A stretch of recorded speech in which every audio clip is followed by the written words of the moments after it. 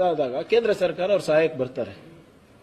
ಇದು ಯಾಕೆ ನಾನು ಸ್ಟ್ಯಾಂಡರ್ಡ್ ಆಪರೇಟಿಂಗ್ ಪ್ರೊಸೀಜರ್ ಅಂತ ಹೇಳ್ತಾ ಇದ್ದೀನಿ ಅಂದ್ರೆ, ಕಳೆದ 10 ವರ್ಷದಲ್ಲಿ ತಾವು ಗಮನಿಸಬೇಕಾಗ್ತದೆ ಎಷ್ಟು ಸರ್ಕಾರಗಳನ್ನ ಸಿಬಿಐ, ಐಟಿ, ಇಡಿ ಬೆದರಿಕೆ ಮುಖಾಂತರ ಬೀಳಿಸಿದ್ದಾರೆ ಅಂತ. 2016ನಲ್ಲಿ ಅರುಣಾಚಲ್ ಪ್ರದೇಶ, 2017ನಲ್ಲಿ ಗೋವಾ, 2017ರಲ್ಲಿ ಮಣಿಪುರ್, 2016ನಲ್ಲಿ ಉತ್ತರಾಖಂಡ್, 2019ನಲ್ಲಿ ಕರ್ನಾಟಕ, 2020ರಲ್ಲಿ ಮಧ್ಯಪ್ರದೇಶ, ಗುಜರಾತ್ನಲ್ಲಿ ನಮ್ಮ ಎಂಎಲ್ಎಗಳು ಖರೀದಿ ಮಾಡಿದ್ರು, ಆಸಾಂನಲ್ಲಿ ನಮ್ಮ ಎಂಎಲ್ಎಗಳು ಖರೀದಿ ಮಾಡಿದ್ರು. ಸಿಬಿಐ, ಐಟಿ, ಇಡಿದೆಲ್ಲ ಇದೇ ಇವತ್ತು ಯಾರು ಮುಖ್ಯಮಂತ್ರಿಗಳಿದ್ದಾರೆ ಅವ್ರ ಮೇಲೆ ಆಗಿತ್ತಲ್ಲ. ಈಗ ಸಡನ್ ಆಗಿ ಅವರು ಗಂಗಾಕ್ಕಿಂತ ಪಾವನ ಆಗ್ಬಿಟ್ಟಿದ್ದಾರೆ. ಈಗ ಅವರು ನಾಗಾಲ್ಯಾಂಡ್ ಎನ್ಸಿಪಿ ಎಂಎಲ್ಎ ಖರೀದಿ, ಸಿಕ್ಕಿಂನಲ್ಲಿ ಸಿಕ್ಕಿಂ ಡೆಮಾಕ್ರೆಟಿಕ್ ಫ್ರಂಟ್ ಎಂಎಲ್ಎಗಳ ಮೇಲೆ ಐಟಿ, ಇಡಿ ದಾಳಿ ಮಾಡಿ ಖರೀದಿ ಮಾಡಿದ್ರು. ಮೇಘಾಲಯನಲ್ಲಿ ನ್ಯಾಷನಲ್ ಪೀಪಲ್ಸ್ ಪಾರ್ಟಿ ಮತ್ತೆ ಟಿಎಂಸಿ ಎಂಎಲ್ಎಗಳು ಮಾಡಿದ್ರು. ಒಟ್ಟಾರೆ 2014ರಿಂದ ಇಲ್ಲಿಯವರೆಗೂ 444 ಎಂಎಲ್ಎಗಳನ್ನ ಖರೀದಿ ಮಾಡಲಾಗಿದೆ, ಹೆದರಿಸಲಾಗಿದೆ. ಐಟಿ, ಇಡಿ, ಸಿಬಿಐ ಅವ್ರ ಕುಟುಂಬಗಳಿಗೆ ವಿಚಾರಣೆ ಕರೆಯೋದು, ಸುಮ್ಮನೆ ಸುಳ್ಳು ಕೇಸ್ಗಳು ಹಾಕಿ ಅವರಿಗೆ ಸಿಕ್ಕಾಕ್ಸೋದು, ಟಾರ್ಚರ್ ಕೊಡೋದು. ಇದು ಅಂಕಿಅಂಶ ಎಲ್ಲರ ಹತ್ರ ನಾನು ಶೇರ್ ಮಾಡ್ತೀನಿ. ಉದಾಹರಣೆಗೆ ಅರುಣಾಚಲ್ ಪ್ರದೇಶನಲ್ಲಿ 2014 46 ಎಂಎಲ್ಎಗಳಿಗೆ ಕೇಳಿದ್ರ. ಇವತ್ತು ಮುಂಚೆ ಎಲ್ಲ ಪಿ ವಿ ನರಸಿಂಹರಾವ್ ಸಾಹೇಬರೆಲ್ಲ ಇದ್ದಾಗ ಮೈನಾರಿಟಿ ಗವರ್ಮೆಂಟ್ ನಾವು ನಡೆಸಿದ್ವಿ, ಎಷ್ಟೊಂದು ಸಂದರ್ಭದಲ್ಲಿ ನಡೆಸಿದ್ರು ಮೈನಾರಿಟಿ ಗವರ್ಮೆಂಟ್. ಈಗ ಮೆಜಾರಿಟಿ ಇದ್ರೂ ಕೂಡ ಇಂಥ ಸೆಂಟ್ರಲ್ ಗವರ್ಮೆಂಟ್ ಏಜೆನ್ಸಿನ ದುರುಪಯೋಗ ಮಾಡ್ಕೊಂಡು ಇವತ್ತು ಸರ್ಕಾರಗಳನ್ನ ಕೆಡುತ್ತಾ ಇದ್ದಾರೆ. ಮಹಾರಾಷ್ಟ್ರದಲ್ಲಿ 2014 10, ಹರಿಯಾಣ ಬಿಜೆಪಿ ಅವಾಗ INLD ಇಂದ 7, ವೆಸ್ಟ್ ಬೆಂಗಾಲ್ನಲ್ಲಿ 21 2016ರಲ್ಲಿ, ಗೋವಾನಲ್ಲಿ 2017ನಲ್ಲಿ 17 ಎಂಎಲ್ಎಗಳು, ಮಣಿಪುರ್ನಲ್ಲಿ 2017ನಲ್ಲಿ 16, ಹಿಮಾಚಲ್ ಪ್ರದೇಶ 2017ನಲ್ಲಿ 20, ಗುಜರಾತ್ನಲ್ಲಿ ನಮ್ಮ ಪಾರ್ಟಿಯಿಂದ 20 ಜನ ಮಾಡಿದ್ರು, ಮಧ್ಯಪ್ರದೇಶದಲ್ಲಿ 2018ರಲ್ಲಿ 30, ಮಹಾರಾಷ್ಟ್ರದಲ್ಲಿ 2019ರಲ್ಲಿ ಎನ್ಸಿಪಿ, ಐಎನ್ಸಿ ಮತ್ತೆ ಶಿವಸೇನಾ ಸೇರಿ 72.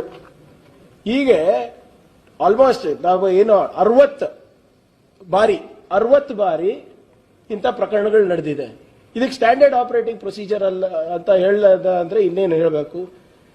ಮತ್ತೆ ಇದು ಯಾರು ಅವ್ರ ಕಡೆ ಹೋಗೋದಿಲ್ಲ, ಅವ್ರ ಮೇಲೆ ಹೆಚ್ಚು ಒತ್ತಡ ತರೋದು. ಈಗ ಬಿಜೆಪಿ ಅವರ ಕೆಲವು ಲೀಡರ್ ಮೇಲೂ ಕೂಡ ಕೇಸಸ್ ಇವೆ, ಐಟಿ, ಇಡಿ ಕೇಸಸ್ ಇವೆ. ಉದಾಹರಣೆಗೆ ಇಲ್ಲೇ ನಮ್ಮ ಮಾಜಿ ಮುಖ್ಯಮಂತ್ರಿ ಯಡಿಯೂರಪ್ಪ ಅವರ ಮೇಲಿದೆ. ಯಾಕೆ 2023ದಿಂದ ಯಾವುದೇ ಕಾರ್ಯಾಚರಣೆ ನಡೀತಲ್ಲ, ಎಲ್ಲ ಸ್ಥಗಿತ ಆಗಿದೆ ಎಲ್ಲ ಮೇಲ್ಗಡೆ. ಇಲ್ಲಿ ರೆಡ್ಡಿ ಬ್ರದರ್ಸ್ ಮೇಲೂ ನಡೀತಾ ಇತ್ತು.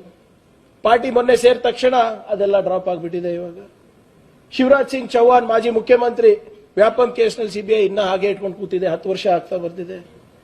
ನಿಮ್ಮ ರಮೇಶ್ ಪೋಖ್ರಿಯಾಲ್ ಉತ್ತರಾಖಂಡ್ ಸಿಎಂ ಅವ್ರ ಮೇಲೂ ಇದೆ. ಅಮಿತ್ ಶಾ ಅವ್ರ ಮೇಲೆ ಅವರಿಗೆ ಏನು ಈ ಫೇಕ್ ಎನ್ಕೌಂಟರ್ ಕೇಸ್ ಇತ್ತು ಸಿಬಿಐ ನಲ್ಲಿ, ಅಧಿಕಾರಕ್ಕೆ ಬಂದ ತಕ್ಷಣನೇ ಕ್ಲೀನ್ ಚಿಟ್ಟು 2014ರಲ್ಲಿ ಕೊಟ್ಬಿಟ್ರು. ಮೋಹಿತ್ ಕಂಬೋಜಿ ಅಂದ್ಬಿಟ್ಟು 67 ಕೋಟಿ ರೂಪಾಯಿ ಫ್ರಾಡ್ ಮಾಡಿದ್ದಾರೆ ಬ್ಯಾಂಕಿಗೆ, ಅದನ್ನು ಸುಮ್ಮನಾಗ್ಬಿಟ್ಟಿದ್ದಾರೆ. ಮತ್ತೆ ಕಂದಾಯ ಸಚಿವರು ಹೇಳಿದಂಗೆ ಒಂದು ವಾಷಿಂಗ್ ಮಿಷಿನ್ ಇದೆ ಇವ್ರ ಹತ್ರ. ಅವ್ರು ಬಿಜೆಪಿ ಸೇರ್ಬಿಟ್ರೆ 7 ಖೂನ್ ಮಾಫ್ ಅವ್ರದ್ದು. ಈ ಮುಕುಲ್ ರಾವ್ ಇರ್ಬೋದು, ಅಜಿತ್ ಪವಾರ್ ಅವ್ರು ಇರ್ಬೋದು, ಪ್ರಫುಲ್ ಪಟೇಲ್ ಅವ್ರು ಇರ್ಬೋದು, ಛಗನ್ ಭುಜ್ಬಲ್ ಅವ್ರು ಇರ್ಬೋದು, ಇವರೆಲ್ಲರದು, ನಿಮ್ಮ ಹೇಮಂತ್ ಸರ್ಮಾ ಬಿಸ್ವಾಸ್ ಅವ್ರು ಇರ್ಬೋದು, ನಾರಾಯಣ್ ರಾಣೆ ಇರ್ಬೋದು, ಎಲ್ಲರ ಮೇಲೂ ಕೇಸ್ ಇದೆ.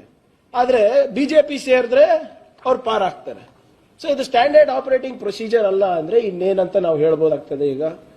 ಈಗ ವಿಶೇಷವಾಗಿ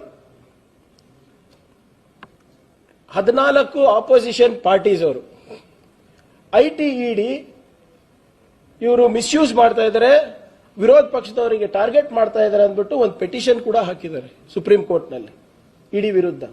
ಅದು ಕೂಡ ಕೇಂದ್ರ ಸರ್ಕಾರ ಉತ್ತರ ಕೊಟ್ಟಿಲ್ಲ ಸುಪ್ರೀಂ ಕೋರ್ಟಿಗೆ.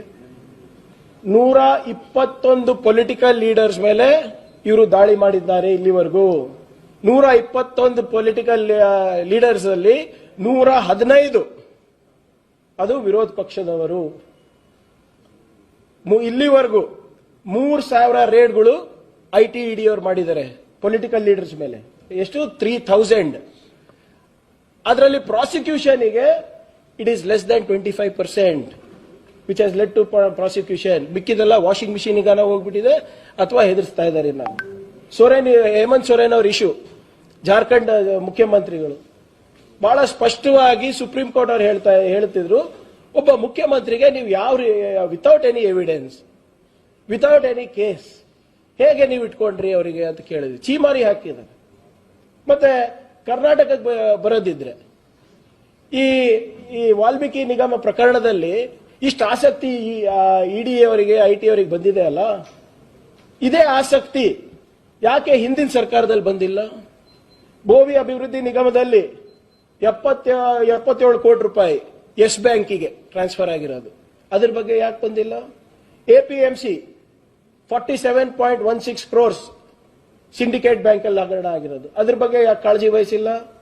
ಕರ್ನಾಟಕ ಕರಕುಶಲ ಅಭಿವೃದ್ಧಿ ನಿಗಮ 23 ಕೋಟಿ ರೂಪಾಯಿ SBI ಬ್ಯಾಂಕ್, ಯಾಕೆ ಅದ್ರ ಬಗ್ಗೆ ಕಾಳಜಿ ವಹಿಸ್ತಾ ಇಲ್ಲ?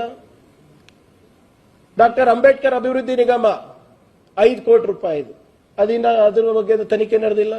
ದೇವರಾಜ ಅರಸ್ ಟ್ರಕ್ ಟರ್ಮಿನಲ್ 47 ಕೋಟಿ ರೂಪಾಯಿ, ಇದ್ರ ಬಗ್ಗೆ ಬಿಜೆಪಿ ಅವ್ರ ಪ್ರಸ್ತಾವನೆಯನ್ನ ಇಲ್ಲ, ಉಸಿರೇ ಬಿಡ್ತಾ ಇಲ್ಲ. ಇದ್ರು ಒಬ್ಬ ಮಾಜಿ MLC ಅವರು ಅರೆಸ್ಟ್ ಆಗಿದ್ದಾರೆ, ಅದ್ರ ಬಗ್ಗೆ ಇವರು ಚಕಾರ ಎತ್ತಾ ಇಲ್ಲ. ಪೊಲ್ಯೂಷನ್ ಕಂಟ್ರೋಲ್ ಬೋರ್ಡ್ ನಲ್ಲಿ ಹಿಂದಿನ ಸರ್ಕಾರದಲ್ಲಿ ಸ್ಟೇಟ್ ಬ್ಯಾಂಕ್ ಆಫ್ ಮೈಸೂರಿನಲ್ಲಿ 10 ಕೋಟಿ ಆಗಿದೆ. KIDB ದುಡ್ಡು ಸೇಲಂ ಬ್ಯಾಂಕಿಗೆ ಹೋಗಿದೆ. ಇವತ್ತೇನು ಇವರೆಲ್ಲ ಬೇರೆ ಬೇರೆ ಕಡೆ ಹೋಗಿದೆ ಅಂತ ಎಲ್ಲ ಬಾಯ್ ಬಡ್ಕೊಂತ ಇದಾರಲ್ಲ, ಇವರ ಅವಧಿನಲ್ಲಿ KIDB ಬ್ಯಾಂಕ್ ಸೇಲಂಗೆ ಹೋಗಿದೆ. ಅವಾಗ ಯಾಕೆ ED IT ಅಥವಾ ಬಿಜೆಪಿ ಅವರ ಆಸಕ್ತಿ ತೋರಿಸಿಲ್ಲ? ನೀವು ಒಟ್ಟಾರೆ ಇದು ನೋಡಿದ್ರೆ ಇದು standard operating procedure to topple the government ಅಂತ ತಾವು ಹೇಳ್ಬೋದಾ? ಇಲ್ಲ, ಹೇಳಿ ನೀವೇ. ಉದಾಹರಣೆಗಳಿದೆ, ಒಂದು ದಶಕದ ಉದಾಹರಣೆಗಳಿದೆ. ಇವಾಗ ಈಗ ಮುಂದೆ ಪೊನ್ನಣ್ಣನವರು ಮತ್ತೆ ಸಂತೋಷ್ ಲಾಡ್ ಅವರೆಲ್ಲ ಸವಿಸ್ತಾರವಾಗಿ ಹೇಳ್ತಾರೆ ಯಾವ ರೀತಿ ನಮ್ಮ ಅಧಿಕಾರಿಗಳಿಗೆ IT ಅಫಿಷಿಯಲ್ಸು, ED ಅಫಿಷಿಯಲ್ಸು ಕೇಂದ್ರ ಸರ್ಕಾರದ ಒತ್ತಡದ ಮೇರೆಗೆ ಕೆಲವು ಹೆಸರುಗಳನ್ನ ಹೇಳಲೇಬೇಕು ಅಂತ ಹೇಳ್ತಾ ಇದ್ದಾರೆ. They are forcing our officers, they are forcing our people. CM ಅವ್ರ ಹೆಸರು ಹೇಳಿ, ಇದು ಚುನಾವಣೆ ಖರ್ಚಾಗಿದೆ ಅಂತ ಹೇಳಿ, ಇದು ಆಂಧ್ರ ಚುನಾವಣೆಗೆ ಹೋಗಿದೆ, ಬೆಳ್ಳಾರಿ ಚುನಾವಣೆಗೆ ಯೂಸ್ ಮಾಡಿದ್ದಾರೆ. DCM ಅವ್ರ ಹೆಸರು ಹೇಳಿ, ಸಚಿವರ ಹೆಸರು ಹೇಳಿ, ಅದಕ್ಕೆ ಇದು ಒಂದು ವ್ಯವಸ್ಥಿತವಾದಂತ ಸಂಚು ನಡೆದಿದೆ. ಕಂದಾಯ ಸಚಿವರು ಹೇಳಿದಾಗೆ ಇದಕ್ಕೆ ಯಾವುದಕ್ಕೂ ನಾವು ಬಗ್ಗವರಲ್ಲ, ಜಗ್ಗವರಲ್ಲ. ಕಳೆದ 10 ವರ್ಷದಿಂದ ಇದೇನ ಹೋರಾಟ ಮಾಡ್ಕೊಂಡು ಬಂದಿದ್ದೀವಿ. ಈಗ ಇನ್ನ ಹೆಚ್ಚು ಶಕ್ತಿ ಜನರು ನಮ್ಗೆ ಕೊಟ್ಟಿದ್ದಾರೆ. ಇದನ್ನ ಅವಶ್ಯಕತೆ ಇದ್ರೆ ವಿ ವಿಲ್ ಅಫ್ಕೋರ್ಸ್ ಪೊಲಿಟಿಕಲಿ ನಾವು ಟ್ಯಾಕಲ್ ಮಾಡೇ ಮಾಡ್ತೀವಿ. ಅದ್ರ ಜೊತೆಗೆ ಲೀಗಲಿ ನಾವು ಏನ್ ಮಾಡಬೇಕು ಅದನ್ನು ಕೂಡ ನಾವು ನೋಡ್ತೀವಿ ಅಂತ ಈ ಸಂದರ್ಭದಲ್ಲಿ ನಾನು ಹೇಳಲಿಕ್ಕೆ ನಾನು ಬಯಸ್ತಾ ಇದ್ದೀನಿ. ಧನ್ಯವಾದ.